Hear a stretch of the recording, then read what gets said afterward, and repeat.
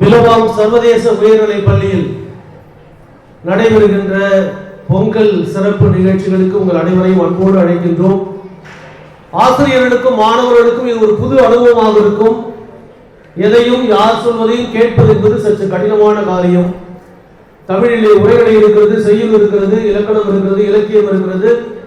கவிதை என்பது உள்ளத்தை கொள்ளை கொள்வது, கருத்துக்களை தீர்க்கமாக சுருக்கமாக நயமாக மக்கள் மனதில் கொண்டு சென்று விதைப்பதற்கு கவிதை மிக சிறப்பான ஒரு ஆயுதம். எனவே ஒரு பெருமுயற்சியாக அருமுயற்சியாக நாங்கள் இந்த ஆண்டு பள்ளி மாணவர்களை கொண்டு பொங்கல் சிறப்பு கவியரங்கம் இடத்தை ஏற்பாடு செய்திருக்கிறோம்.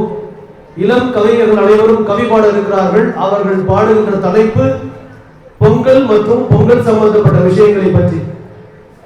எனவே நீங்கள் அனைவரும் கொஞ்சம் அமைதி காக்க வேண்டும்.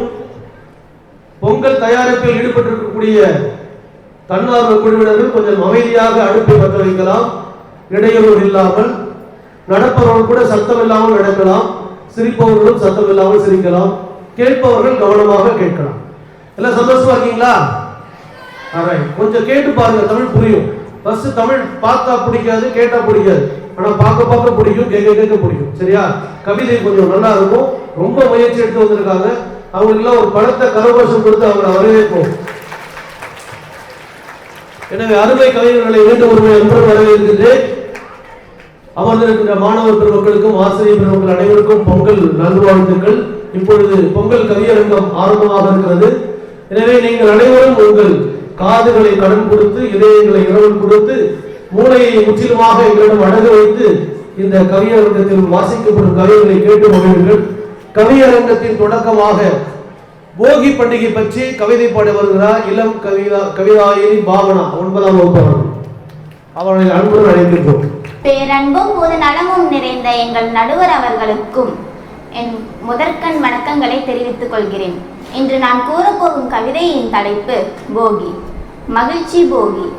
பழையதை விட்டு புதிததை வரவேற்று பொழுதினை நிம்மதியால் நிரப்பி விடுவோம். போகி தீயில் துன்பம் உருகட்டும், சின்ன சின்ன கனவுகள் எல்லாம் மலரட்டும். போகி தீயில் துன்பம் உருகட்டும், சின்ன சின்ன கனவுகள் எல்லாம் மலரட்டும். அறச்செயல் தீவிரமாய் தழைத்து அன்பின் பயிர்கள் நாட்டுவோம் நெஞ்சத்து. போகி பண்டிகை என்றுமே பேரின்பம். பொழுதுகள் புதிதாய் மலர்கின்றன, பழைய துன்பம் போகி தீயில் கரைகின்றன. பொழுதுகள் புதிதாய் மலர்கின்றன, பழைய துன்பம் போகி தீயில் கரைகின்றன. அருச்சுடர் தீயில் எரிவதுவே, அனைவரும் மகிழ்ச்சி பெறுவதுவே. கனவுகளின் விதைகள் பூக்கட்டும், காலத்தின் மார்பில் வாழ்வுக்கு இன்பம் ஊரட்டும்.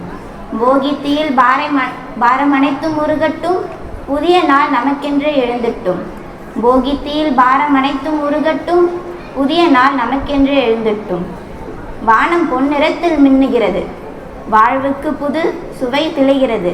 அன்பும் மரமும் கைகோர்த்து நிற்க, அனைத்தையும் கடந்து வெற்றி உண்டாகி. தெய்வம் அருளுடன் வழிகாட்டும் மனதில் உற்சாகம் போகியின் பெருவரம். தீயனை விட்டு நலமென வாழ்வோம், அன்பின் காற்றில் கனவு விரிவோம். தீயனை விட்டு நலமென காப்போம், அன்பின் காற்றில் கனவு விரிவோம்.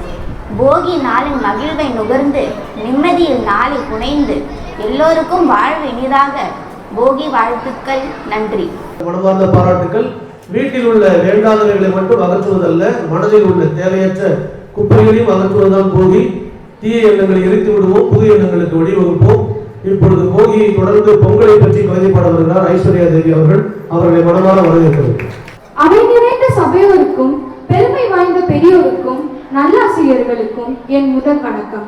தித்திக்கும் தமிழோடு எத்திக்கும் இனிக்கும் தமிழர் திருநாளாம் பொங்கல் பற்றி என் கவியரங்க தொடக்கம். ஆவணியில் விதைத்ததை, ஐப்பசியில் நட்டதை, கார்த்திகையில் விளைந்ததை, மார்கழியில் அறுவடை செய்ததை, தை என வரும் தைமகளுக்கு முதல் நாளில் பொங்கல் வைப்பதே பொங்கலின் சிறப்பு. பசுமை பூத்த பண்டிகை நாளில் பாசம் கொழிக்கும் மாட்டுப் பொங்கல். காளைகள் குதித்து களி கொண்டாட, காய்ந்த மனதில் நம்பிக்கை பரவ. உழவுக்கு இயற்கை அருள் செய்ய ஊரில் ஒற்றுமை ஒளிரும் நன்னாளாம்.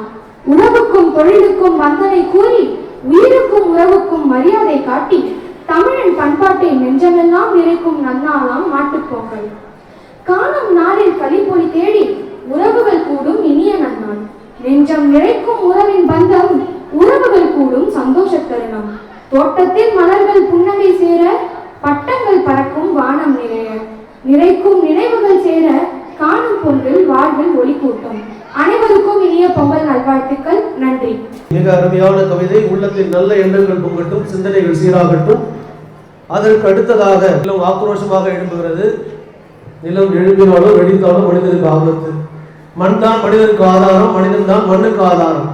நிலத்திலிருந்து தான் இந்த உலகத்தில் உள்ள அத்தனை வளங்களும் செல்வங்களும் கிடைக்கிறது. உண்ண உணவிலிருந்து, உடுத்த உடையிலிருந்து மனிதனுடைய வாழ்வுக்கு தேவையான அத்தனை அத்தியாவசிய ஆடம்பர பொருட்களும் வளங்களும் செல்வங்களும் கனிமங்களும் இயற்கையிலிருந்து மண்ணிலிருந்து தான் கிடைக்கிறது.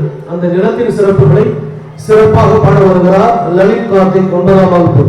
அவரை அன்போடு வாழ்த்தி வரவேற்கிறோம். மதிப்பிற்குரிய நடுவர் அவர்களுக்கு என் பொங்கல் வாழ்த்துக்கள். நான் நிலம் பற்றிய கவிதை பாட வந்துள்ளேன்.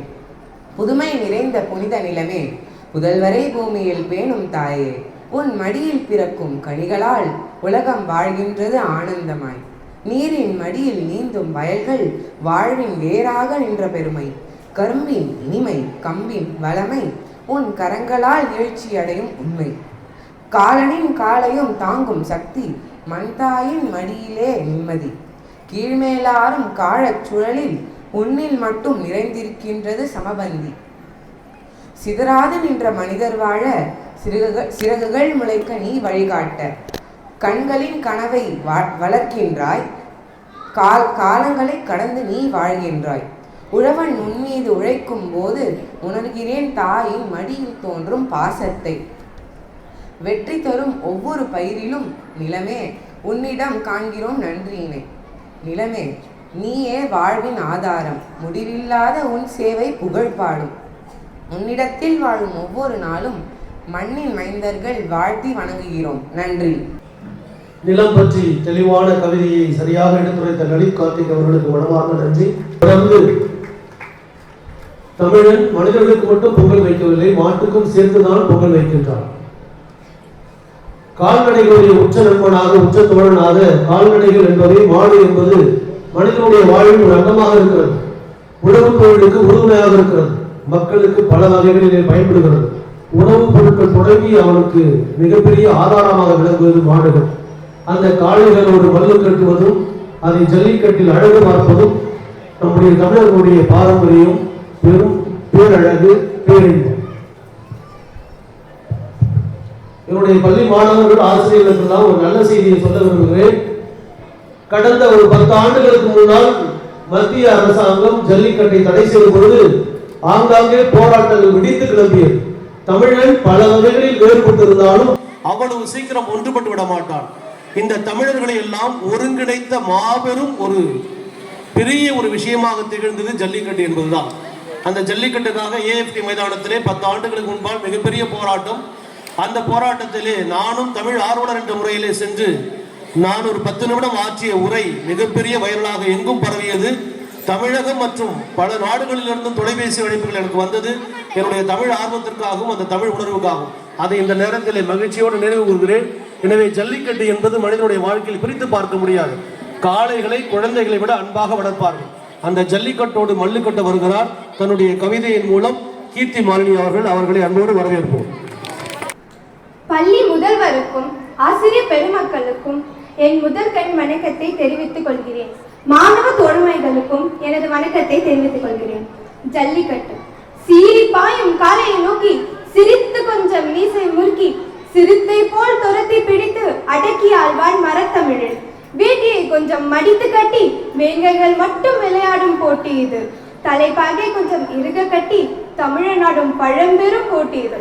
புகழ் பொங்கும் தாய் மண்ணின் மைந்தர்கள், புதுமை சேர்க்கும் வீரத்தின் சின்னங்கள். வாடிவாசல் திறக்கின்ற தருணம், வெறியுடன் துவங்கும் காளையின் உருவம்.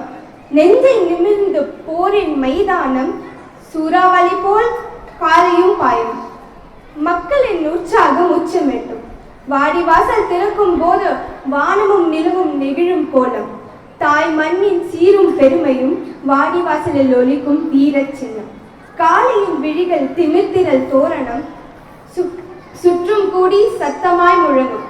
தமிழரின் வீரத்தை காட்டும் தருணம். பசுமை நிலத்தின் பெருமை ஜல்லிக்கட்டு, தமிழன் பண்பாட்டின் உரிமை ஜல்லிக்கட்டு. வெற்றிக்கு விரைந்து போராடும் தளம், வீரம் சேர்ந்த சிங்கங்கள் வந்தாலும் நெஞ்சம் தளராது. தமிழன் மரபு எப்போதும் மாறாது. காளையின் கொம்பில் திளிக்கும் தைரியம், தமிழன் வாழ்வின் மைபொருள் ரகசியம். தைத்திரு நாளை காலை அடக்கும் ஜல்லிக்கட்டு வீரனடா தமிழன், திமிர் பிடித்த தமிழனடா நாங்கள், கொஞ்சம் திமிர் பிடித்த தமிழனடா நாங்கள். இரட்டை கொம்புகள் கைப்பிடியாகும், மிரட்டும் காளைகள் கன்றுகளாகும். இந்த வாய்ப்புக்கு நன்றி கூறி விடைபெறுகிறேன். நன்றி, வணக்கம். ஜல்லிக்கட்டை பற்றி மிக சரியாக ஆவேசத்துடன் தமிழ் உணர்வுடன் கவிதை பாடிய கீர்த்தி மாலினி அவர்களுக்கு மனமார்ந்த பாராட்டுகள். ஆண்கள் அவசியம் தெரிந்து கொள்ள வேண்டிய விஷயம், ஆண்கள் மட்டும் கவனிக்கவும். அந்த காலகட்டத்தில் மிக முக்கியமான ஒரு கொள்கை விதிமுறை இருந்தது. ஜல்லிக்கட்டிலே காளைகள் அடக்கினால்தான் ஆண்களுக்கு பெண் கிடைக்கும்.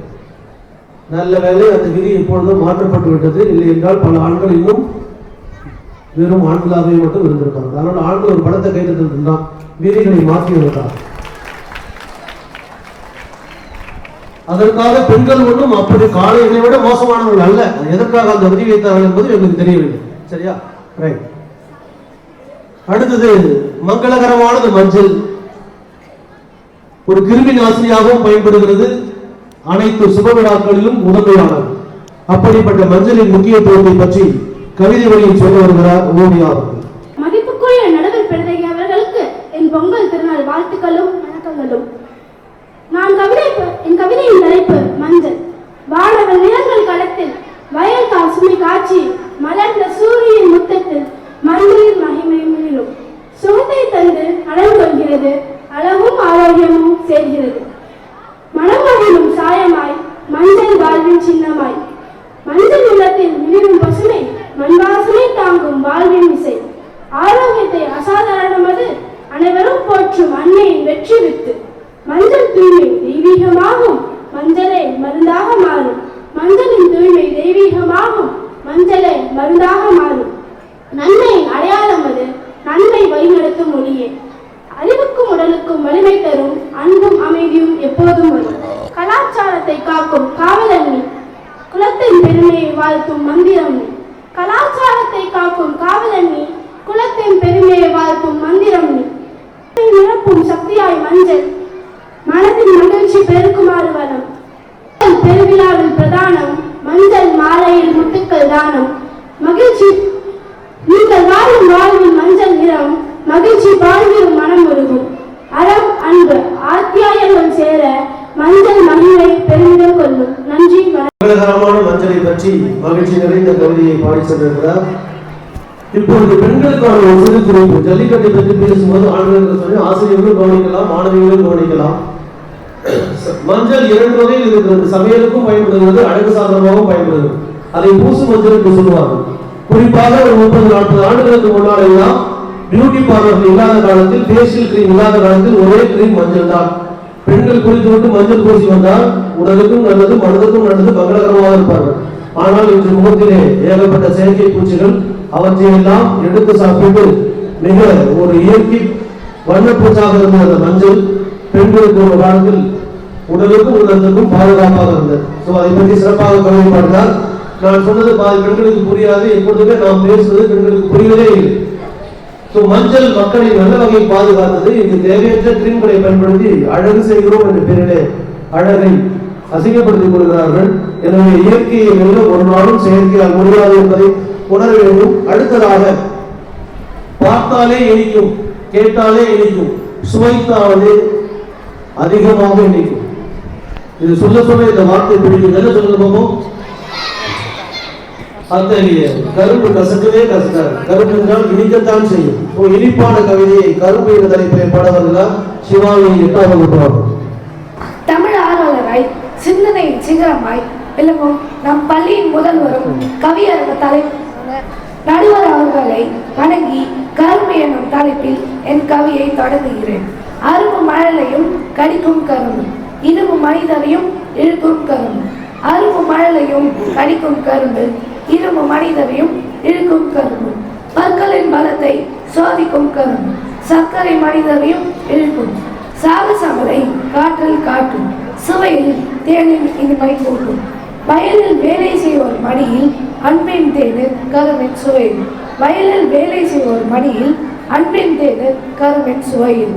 உழைப்பின் கனிவை வேர்த்தும் பயிர் உலக வாழ்வில் அமுதமாய் நிற்கும். பச்சை சோலை போர்த்தி நிற்கும் கரும்பின் பயிர் நெஞ்சு நிமிர்த்தும். பச்சை சோலை போர்த்தி நிற்கும் கரும்பின் பயிர் நெஞ்சு நிமிர்த்தும். கடுகளாய் இருக்கும் அடிக்கரும்பே மிக இனிக்கும். கரும்பு பச்சை வனங்களில் மிளிரும். உறவுகளில் கரும்பாயிருப்போம் உழைப்பினில் எறும்பாயிருப்போம். உறவுகளில் கரும்பாயிருப்போம் உழைப்பினில் எறும்பாயிருப்போம். நன்றி, வணக்கம். இனிப்பை விட அவருடைய கவிதை இனிப்பு மிக சிறப்பாக இருந்தது. வாழ்த்துக்கள், பாராட்டுக்கள். படிக்கும் போது தொண்டையிலே கரகர என்று இருந்தது. அதற்கு கூட கரும்பு சரியான மருந்தாக அமையும். ஸோ கரும்பை பற்றி படிப்பதை விட கரும்பை சுவைத்தால் தொண்டை வலியும் சரியாகும் என்ற நல்ல செய்தியை சொல்லி, அடுத்ததாக 1000 அடுப்புகள் வந்துவிட்டாலும் அவசரமாக சமைத்து இன்று அவசரமாக மனிதன் போய் சேர்ந்து விடுகிறான். கொஞ்சம் ஒரு 40-50 ஆண்டுகளுக்கு பின்னால் போனால் மண்ணடுப்பு சமையலில் மண் பாத்திரத்தில் சமைத்து சாப்பிட்டவர்களின் ஆயுளும் அதிகம், அவர்களுடைய மனபலமும் அதிகம். ஆனால் இன்று கேஸ் அடுப்பில் விரைவில் இருந்து விரைவில் மனிதனை சாம்பலாக்கி விடுகிறது. மண்ணடுப்பின் பாரம்பரியத்தை, மண்ணடுப்பின் பெருமையை பற்றி கவிதை மூலம் எடுத்து சொல்ல வருகிறார் 9ஆம் வகுப்பை சேர்ந்த பிரியங்கா அவர்கள். அவர்களை அன்போடு வரவேற்போம். பலத்த கரகோஷத்துடன். பெருமதிப்பும் கொண்ட எங்கள் அருமை நடுவர் அவர்களுக்கு என் முதல் வணக்கம். தமிழர் பாரம்பரியமான மண்ணடுப்பு குறித்து கவிதை பாட விழைகிறேன். பழமையிலும் பழமையாய் மண்வாசனை மாறா மண்பாண்டமாய் குழவர்களுக்கு குழத்தொழிலாய் சமையலுக்கு சுவை கூட்டும் சுவையூட்டியாய் இருக்கும் மண்ணடுப்பு. பெண்களின் கையில் அதிகமாய் குழங்கி கால மாற்றத்தால் காலாமல் போனாலும் தை முதல் நாளில் அனைவரின் வீடுகளிலும் முதன்மை ராணியாய் விளங்கும் மண்ணடுப்பே தை முதல் நாளில் அனைவரின் வீடுகளிலும் முதன்மை ராணியாய் விளங்கும் மண்ணடுப்பே. மார்பை மாற்றினாலும் மறக்கவில்லை முல்லை, மரபை மாற்றினாலும் மறக்கவில்லை உன்னை. இருந்தால் பலன் இல்லையேன் மண்ணிற்கு உரம். பழமையின் பெருமை, பாரம்பரியத்தின் மொழி, மண்ணடுப்பின் மகிமையை உணர்வோம், மரபை மீண்டும் வாழ வைப்போம். நன்றி, வணக்கம். மண்ணடுப்பின் பெருமை எடுத்து சொன்ன பிரியங்காவுக்கு நன்றி. அடுத்ததாக இந்த விழாக்கள் எல்லாம் எந்த விழாக்களாக இருந்தாலும் தமிழர்கள் கொண்டாடுகின்ற விழாக்கள் உறவுகளை இணைக்கின்ற பாலம், ஒரு நட்புகளுக்கு ஒரு ஆதரவு கொடுக்கின்ற ஒரு நல்ல நிகழ்வு. நட்புகளும் உறவுகளும் சொந்தங்களும் பந்தங்களும் சேர்ந்து இணைந்து கொண்டாடுவதுதான் விழா. வீட்டிலே அப்பா அம்மா பிள்ளையோடு உறவுகளோடு முடிந்து விடுவது விழா அல்ல. பொங்கலை பொங்கி உறவுகளோடு சந்தோஷமாக கூடி மகிழ்ந்து கொண்டாடுகின்ற நல்ல பழக்கத்தை விழாக்கள் கொடுக்கிறது. அதனால்தான் நாம் விழாக்களுக்கெல்லாம் சொந்த ஊருக்கு சென்று சொந்த பந்தங்களோடு சென்று கொண்டிருக்கிறோம். அத்தகைய உறவுகள் எப்படி வளர்க்கப்பட வேண்டும், உறவுகளுடைய சிறப்பு என்பது என்ன என்பதை பற்றி உறவுகளின் சிறப்பை கவிதை மூலம் விளக்கிச் சொல்ல வருகிறார் ரட்சிதா 8ஆம் வகுப்பு அவர்கள். அவரை அன்போடு வரவேற்போம். தாய் தமிழை வணங்குகிறேன். அறம்பல கூறும் அருந்தகை, அன்பும் பண்பும் வளர்க்கும் பெருந்தகை, பிறர் நலன் நாடும் சிந்தனை சீராளன் எங்கள் முதல்வராகி நடுவர் அவர்களுக்கு என் நன்றி கடந்த வணக்கத்தை உரித்தாக்குகிறேன். உறவினும் தலைப்பில் கவிதை பாட விளைகிறேன். ஒன்றுபட உறவு உண்டு பழக உறவு, ஒன்றுபட உறவு உண்டு பழக உறவு, தாயனும் தாயத்தில் துவங்கி தனிமை தருவதும் உறவே. உலகை காட்டும் தாய் எனும் உறவு, வாழும் முறை கூறும் தந்தை எனும் உறவு, வாழல் உயர்த்துவது ஆசிரியர் என்னும் உறவு, நம் வாழை அசைப்போடு வைப்பது நட்பு என்னும் உறவு, அன்பை காட்டும் உறவு, ஆடம்பரத்தையும் ஆச்சரியம் ஊட்டும் உறவு, அதிர்ச்சியையும் கொடுக்கும். உறவுகள் என்பது இயற்கை வரம், அதில் தூரத்து உறவுகள் நிலவு போல் வரும். உறவுகள் என்பது இயற்கை வரம், அதில் தூரத்து உறவுகள் நிலவு போல் வரும். பெற்ற பிள்ளைகள் என்றாலும் பேரன்பு பிரியங்கள் தேய்ந்து விடும். பார்க்கும் வேலைகள் மட்டும் பாசமுடன் நலம் விசாரிக்கும் சில உறவுகள். ரத்த சொந்தங்களை கூட உப்பில்லா காரணங்களால் நோகடிக்கும் சில உறவுகள். ரத்த சொந்தங்களை கூட உப்பில்லா காரணங்களால் நோகடிக்கும் சில உறவுகள். பொருளில்லா பொருளால் பொருளற்று போகிறது உறவுகளின் உன்னதம். பொருளில்லா பொருளால் பொருளற்று போகிறது உறவுகளின் உன்னதம். உறவுகள் இணைவது உயிரென இணைவது, தொழிலில் இருப்பினும் விளிமை போன்றது அன்பெனும் உறவு. செல்வம் பார்த்து தேடும் உறவு நம் பாவங்கள், சொல்லாமல் வந்திருந்தமும் உறவுகள் நம் நேசங்கள். உறவு பூக்கள் வாழும் வேர்கள் உறவை வளர்த்திடு உன்னதம் உணர்ந்திடு உறவை வளர்த்திடு உன்னதம் உணர்ந்திடு. உறவுகள் விற்பனைக்கு அல்ல வாழ்வதற்கே அன்பை ஆள்வதற்கே. உலகம்தான் உள்ளங்கள் உருவானதே அழகில்லா தரவுகளால் செல்பேசிக்குள்ளேன். ஆன்லைன் உறவுகள் ஆபத்தானது, ஆஃப்லைன் உறவுகளே ஆத்மார்த்தமானது. நல்ல உறவுகளை நாளும் வளர்ப்போம். நன்றி, வணக்கம். உறவுகளை பற்றி சிறப்பாக கவிதை பாடி ரட்சிதா அவர்களுக்கு மீண்டும் ஒரு முறை படத்தை கைது கொடுக்கலாம். ஸோ மாணவர்களே, கவியரங்கத்துடைய இறுதி கவிதை கொஞ்சம் அமைதியாகவும் விரைவில் முடிந்திருக்கிறோம். ஸோ கவியரங்கத்தின் இறுதி கவிதையாக தமிழர் என்று சொல்லடா தலைநிமிர்ந்து நின்றடா. தமிழர் என்று சொல்வதே ஒரு தனி பெருமை. தமிழால் வாழ்வோம், தமிழால் உயர்வோம், தமிழனாக மண்ணை நேசிப்போம், மரபை போற்றுவோம். தமிழர்களின் பெருமைகளை மிக சிறப்பாக கவிதை எடுத்துச் சொல்ல வருகிறார் 8ஆம் வகுப்பைச் சேர்ந்த அமிர்தவர்ஷினி அவர்களை பலத்த கரவேற்புடன் வரவேற்று வருகிறோம். வான்புகழ் வள்ளுவன் தமிழுக்கு என் முதல் வணக்கம். நடுவர் பெருந்தகையை வணங்கி என் கவிதையை நவில்கிறேன். தமிழரின் பெருமை. தமிழர் என்ற சொல் சிந்தனை தீட்டும், தம்மை திருத்தும், சிந்தை தரும் கனவுகளை விரிக்கும். இறைவன் திருமொழியாம் தமிழ் ஒளி எங்கும் பரவும். இறைவன் திருமொழியாம் தமிழ் ஒளி எங்கும் பரவும். சேனை புரிந்த வேள்வி குரல் நம் பெருமை. சிந்தை துளிர்க்கும் அறவழி நம் நெறிமை.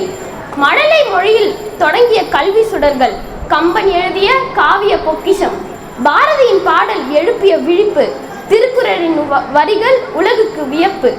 பாரதியின் பாடல் எழுப்பிய விழிப்பு, திருக்குறளின் வரிகள் உலகுக்கு வியப்பு.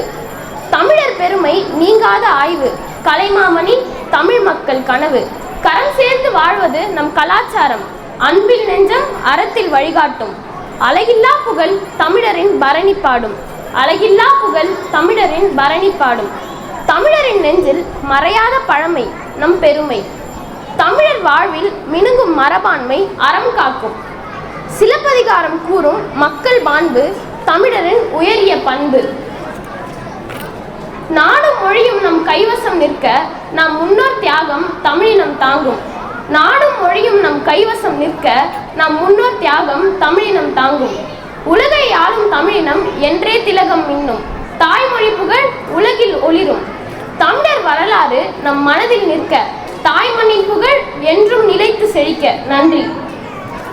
கவியரங்கத்தின் இறுதி கவிதையாக தமிழர்களுடைய பெருமைகளை மிக சிறப்பாக எடுத்து சொன்ன அமிர்தவர்ஷினி அவர்களுக்கு மனமார்ந்த பாராட்டுகளும் வாழ்த்துக்களும். கவியரங்கம் இனிமையாக நிறைவடைந்தது.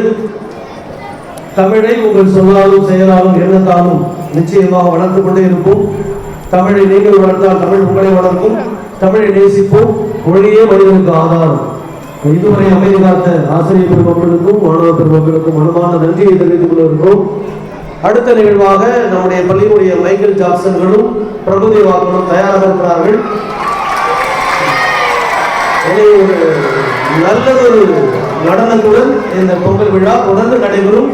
அதை தொடர்ந்து அடுப்பு பற்ற வைத்து சுவையான பொங்கல் செய்ய ஆசிரியர் பெருமக்கள் மிகவும் சுறுசுறுப்புடன் இயங்கிக் கொண்டிருக்கிறார்கள். அதைத் தொடர்ந்து பல்வேறு விளையாட்டுப் போட்டிகள் இருக்கிறது.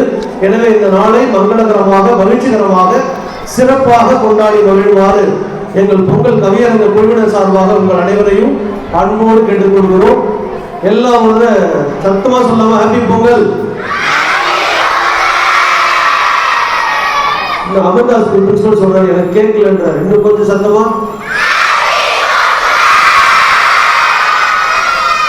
ஒரே ஒரு நல்ல Pongal. Super super super super. வாழ்த்துக்கள் வாழ்த்துக்கள். நன்றி நன்றி. தேங்க்யூ.